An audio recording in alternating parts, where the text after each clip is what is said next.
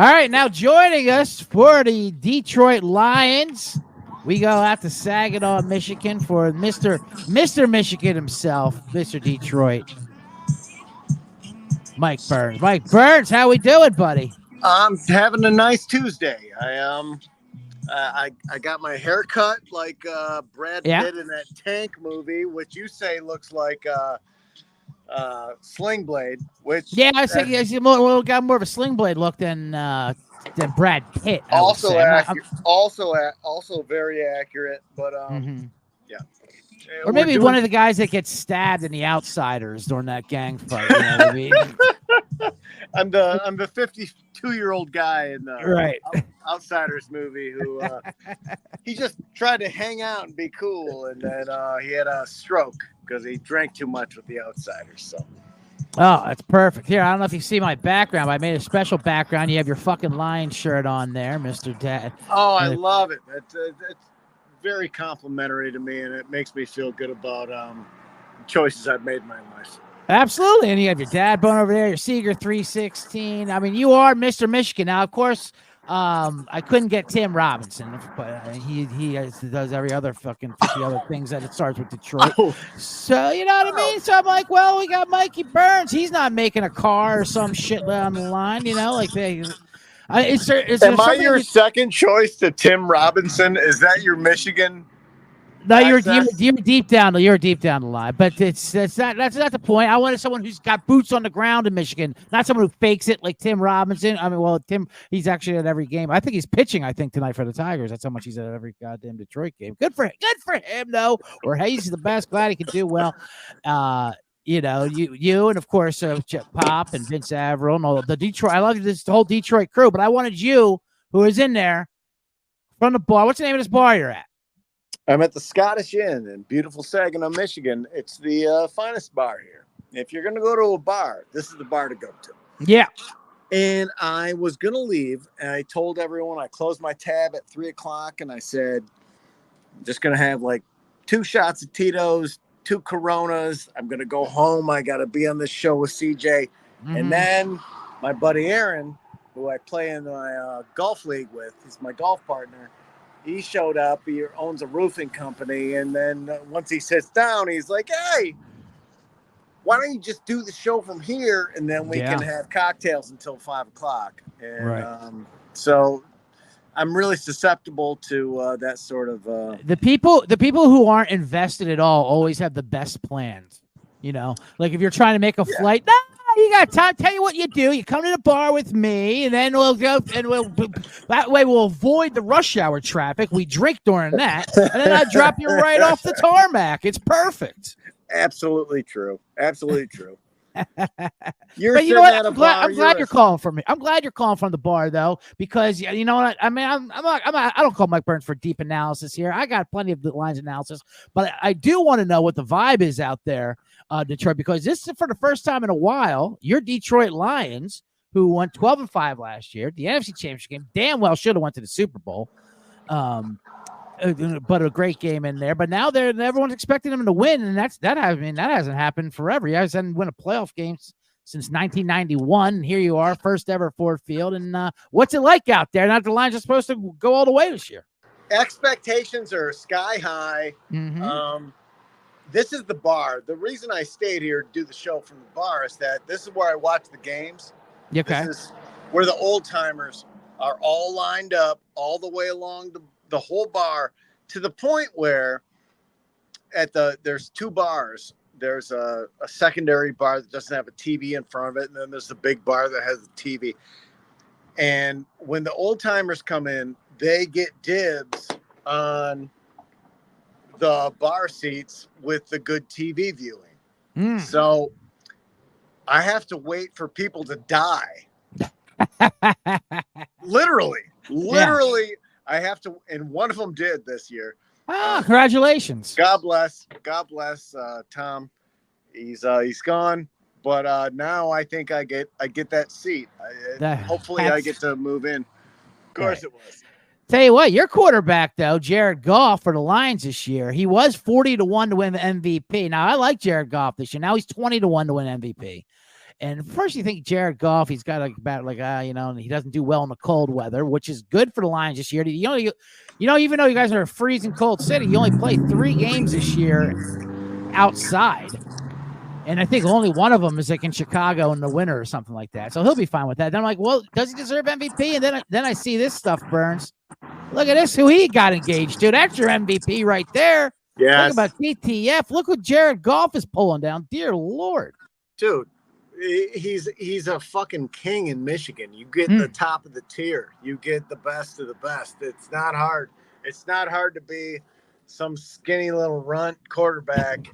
And you don't have to be stud of the year to get the dime pieces in Michigan. It's not. That's it. That is it. She has to be the queen of Michigan. We're walking around it. I mean, do you ever see her? I know she probably doesn't go to Scott's bar at Scott's booking or in Saginaw. No, she's not. Scottish Inn. I'm sorry. It's Saginaw. She's not waiting for someone to die to get a seat at a bar. I'll tell you that. And everybody. That's what's great about it. They lost one lineman, Jonah Jackson, but they got Kevin Zeitler to replace him. So they're running it back, and the fact that they got Ben Johnson, you got to be happy about that he didn't go anywhere to coach anyone else, because I can't believe that, because Dan Campbell needs reining in. What do we think about the Hulk? What do we think about the Hulkster out there?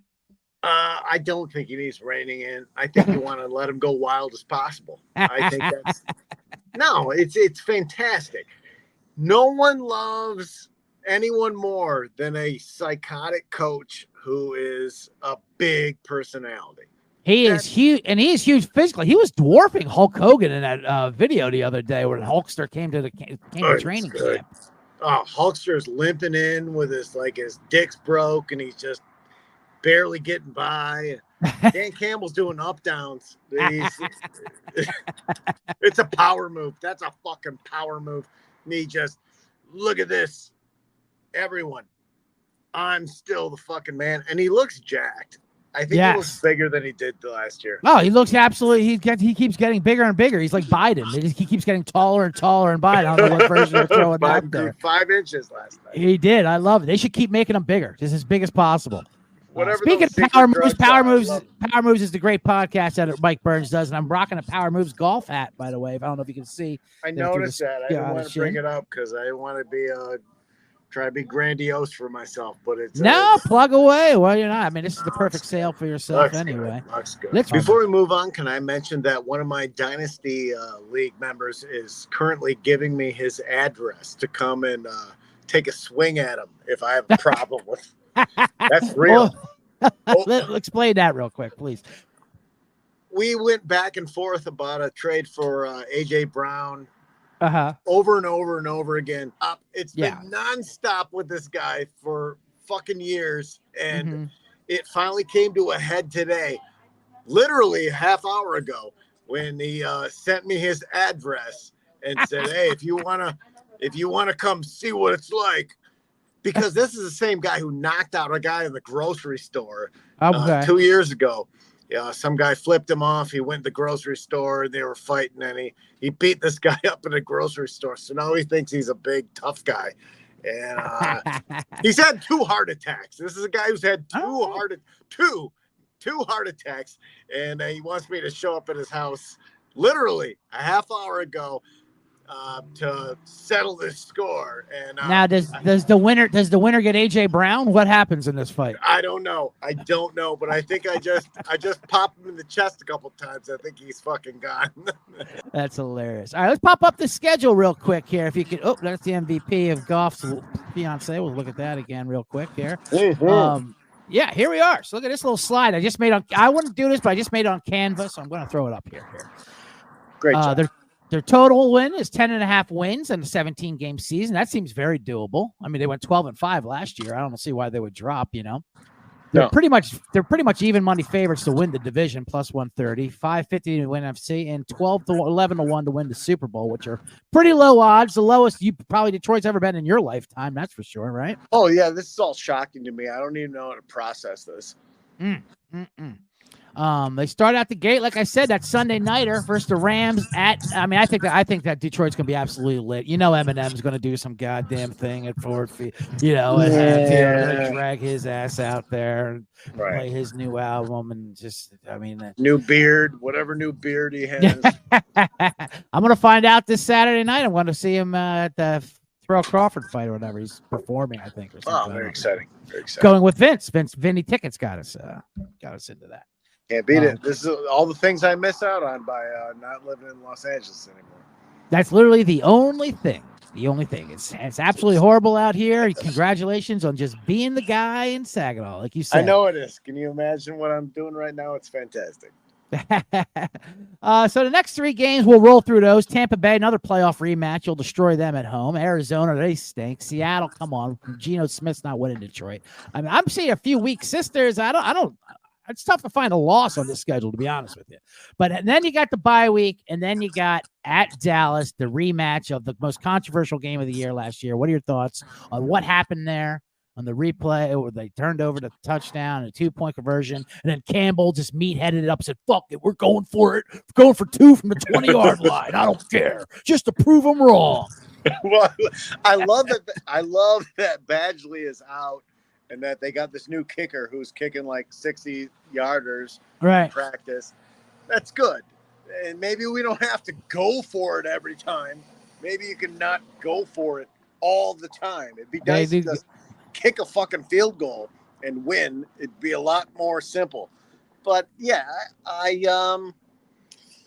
But that's not what Detroit's all about, Burns. We bite people's ankles when we're on the ground. We make cars. We work hard. We work for a living. Grit. Yeah, we have grit. We don't. They're still the Bears, though. We'll see. I'll believe that when I say it. I think the Packers. The Packers are definitely your biggest rivalry this year. And your back end of your schedule, that final week, got Bears, Packers, Bills, Bears again in Chicago, San Francisco, and then the Vikings. That's a tough schedule actually to wrap up in, but I can't see why they would not win 11 games this year at the very least. I love the over here, and I'm going to be taking some shares on these lines to go to the Super Bowl. I think I like this team a lot this year. What do you think? I would definitely on paper say that they go over 11, but what concerns me is that I'm from Michigan, and I see what happens. So that's what I need to hear. It's really difficult for me. Although this is a brand new Lions, it's rough to try and actually believe in them. That Packer team looks nasty. There's a lot of weapons on that team. I don't think the Bears are going to do it. I think the Bears are going to be still a disaster. Vikings are a rebuild. Got a new quarterback. That's all a mess. I'm not worried about that. But the Packers are the only one that I think has a real threat to the Lions when sure, the Packers are definitely a threat, but I think the biggest threat to the Lions are the Lions. Detroit themselves. What in your heart of hearts you feel? What does Detroit feel is going to happen this year with the Detroit Lions? I think that destiny doesn't want them to make it to the Super Bowl, but all the rest of us do. Sure do. They should have made it last year. They were right there. So if I'm going by what script says as far as gambling goes, which is the way I usually gamble on NBA, etc., I would say that script lets the Detroit Lions slip through and go to the Super Bowl this year. All right. I think it has to happen. Script slip. I love it. I'm all for a rigged game. That's for damn sure. I don't think they can. There's so much hype and there's so much eyes on this team that I don't think that they can not put them in the Super Bowl. Everyone loves it. Everyone wants the Detroit Lions in the Super Bowl. You're one of the last teams where you actually are the sympathetic loser, where people are fucking pulling for. We're like, okay, that won't make me sick if the Lions win the Super Bowl. Like, America can get behind this. Mike Burns, of course, go ahead and plug the Power Moves podcast. DadBoner, Monday Night Beers still going on with events. Speaking of which, it's on hiatus. That's all right. I'll let you. What else you want to tell everyone here? The bottom line. All my C-generates here. The bottom line bombs. Mr. DadBoner himself. No, you follow me on Instagram at Pizza Nacho 69. I'd appreciate that. I love it. Pizza Nacho 69. was one of the great comics in Los Angeles. Now, proudly, as you tell me, you brag about you're just a guy in Michigan. I'm just a guy, man. I'm just trying to enjoy my life and have I fun. fucking love it. That is what life is. All right, buddy.